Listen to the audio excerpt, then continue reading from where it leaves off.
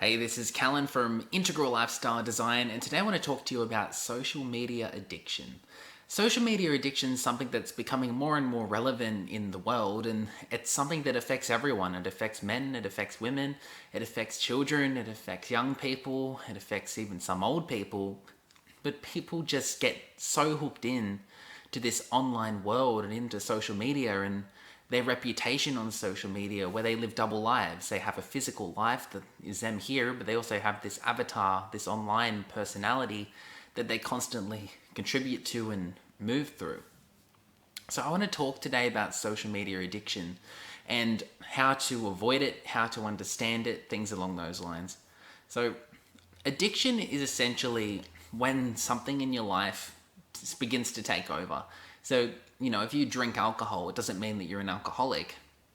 But if you don't drink alcohol and you feel bad about it, if you're always just thinking about the next drink and life becomes basically like a blur between drinking alcohol and that's the main thing you do, then it could become an addiction.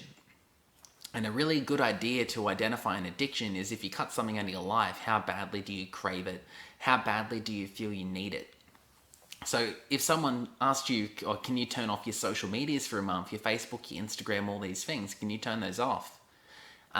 If that was going to be something that was really hard for you to do, if you had cravings to get back on there, then there is going to be some layers of addiction. So social media addiction is something that affects many people, and it can really affect people's mental health in a negative way. Right? Especially when people are constantly uploading photos of themselves or content or whatever it is to the internet, and they're basically using that content to validate themselves, to feel good about themselves. And social media addiction in this way is basically that, but inflated. It's an unhealthy level of doing that. There's nothing wrong with taking a picture of yourself doing something, or a picture with your friends, or posting something on social media. That's completely healthy.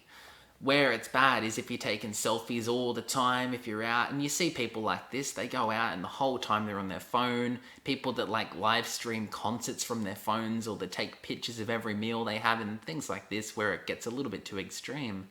You're going to be looking at social media addiction, and it's a very prevalent thing that could affect your life. One thing that you have to understand, and this is particularly prevalent on Instagram and to a degree Facebook, but you're seeing someone's highlight reel and you're comparing yourself to someone's highlight reel. That means essentially that you are living your life, and that might be a bad life. There might be things happening in your life that are causing you stress. Maybe you're sick, maybe someone you know is sick, maybe you have financial problems, could be anything. But for that reason, you're feeling bad, and when you log onto your Instagram and you see everyone living these extravagant, amazing lives, it can make you feel bad about yourself.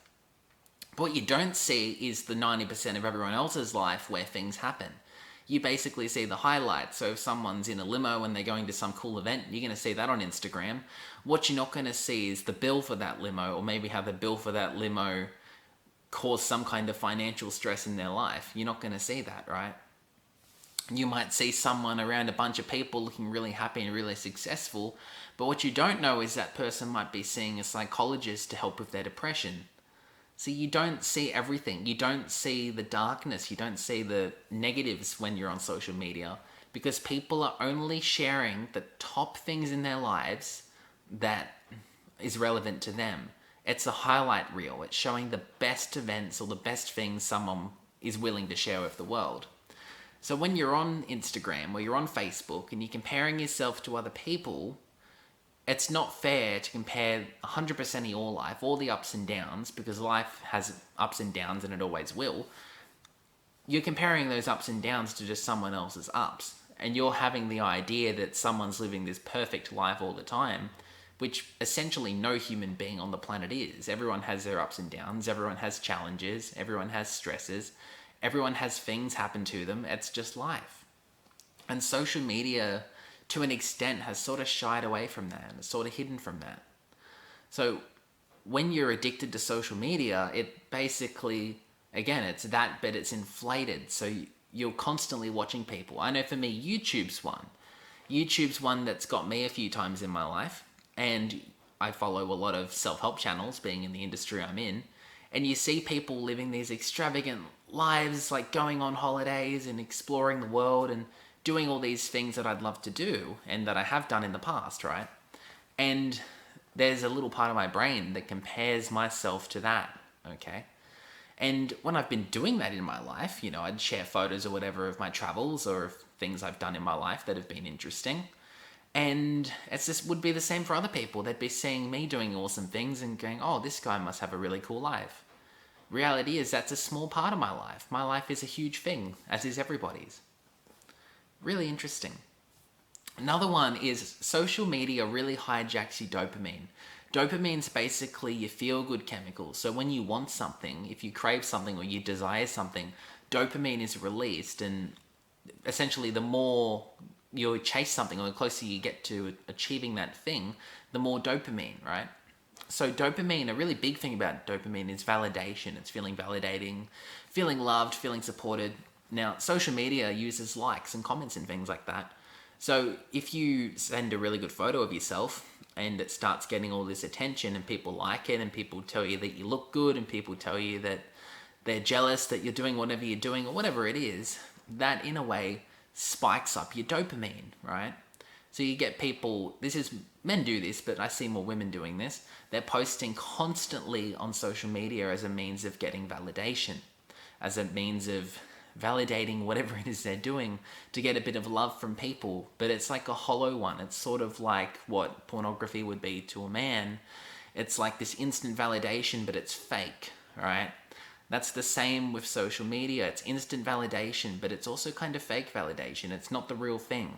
It's not the same as someone saying to your face that they like whatever it is you've done or something along those lines. It's a shallower version of that. And where society seems to be going to with social media is all these shallower versions of emotions and people constantly being plugged in because these social media platforms are addictive by design. It's not that they're non-addictive and it's just a problem in society. No, these social media platforms are actually geared to hook you.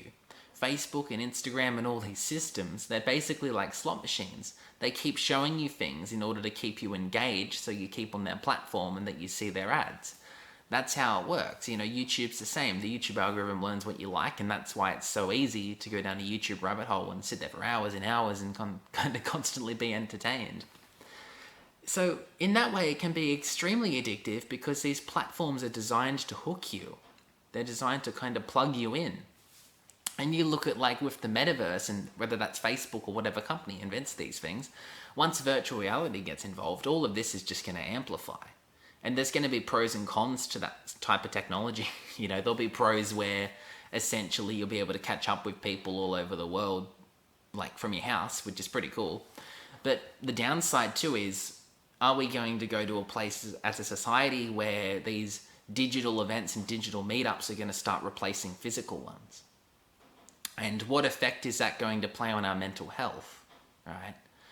Because, and on top of that, if you're living in a virtual world, you're kind of being played by these tech companies. You're being played by their agenda.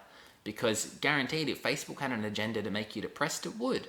Because all of a sudden it would start showing you things that weren't that interesting. It'd start limiting the traffic to your own social media. All these things that they could do to make you feel a certain way.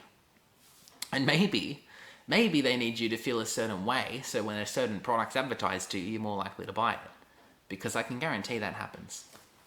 So social media addiction, like any addiction, is just something to keep aware of. I mean, there's nothing wrong with going to the pub and having a few beers, or even doing that once a week, it's fine. But if you're at the pub every afternoon drinking just to be drunk, then that's a problem. It's the same with social media. If you're posting a photo because you did something cool, that's fine. But if you're posting a photo just because you want a little bit of validation, because you want to feel good, because you want to feel valued, then that's a bit of a problem. And then if you're away from that social media bubble, or the rest of your life starts to feel dull, because when you're addicted, usually everything else, apart from that addiction, sort of loses its flavor. If that's happening to you, then maybe you have some social media addiction, and maybe you need to address that by limiting your own exposure to social media. Maybe you need counseling on it. It could be anything, but the idea is not to get hooked onto these platforms, to remain a free thinker, to be able to do what you want to do with your life, and also to live your own life, to live the life you want to live. Not the life that the social media algorithms are going to reward you for, but to actually do what it is you want to do. Because I think that's so important, and it's really important for you as a person to be able to live how you want to live and to be able to have that freedom to make your own decisions. Just keep aware that social media is a tool, and then that tool can be addictive. Social media could help you, but it can also hinder you. It could make you feel good, but it can also make you feel miserable. And if you keep aware of that, then you should be able to monitor how hooked you are on social media, because guaranteed everyone's, or most people are addicted to it to some extent. But of course, there's a whole spectrum of addiction. You could be slightly hooked, or you could be completely obsessed, and you don't want to be completely obsessed, in my opinion. So keep aware of it. Keep aware of technology. Keep aware of what's happening with your data. Keep aware of how you're spending your time, because I know from experience it's so easy to just spend so much time on social media just flicking through, just looking at different things. So keep effective with your time. Remember, a part of integral lifestyle design, a big part, is time. How are you spending your time, and how do you want to be spending your time? And if you're spending hours and hours a day flicking on Instagram, looking at people's highlight reels and comparing that to your life, that's silly. Because at the end of the day, it doesn't really matter what other people are doing if they're not in your direct vicinity. You know, if there's someone across the world doing something cool, that doesn't really mean anything to you. So you have to look at your own life, and don't compare your life to other people's lives. Compare your life to your dream life. So look at, okay, where am I now? What am I doing? How am I going? And compare that to where you want to be. So it's like, where do I want to be in a year? How am I going to do that? And you want to build your dream life. Don't just try and mimic or copy somebody else's. And part of that, yeah, keep aware and enjoy the rest of your day. Peace.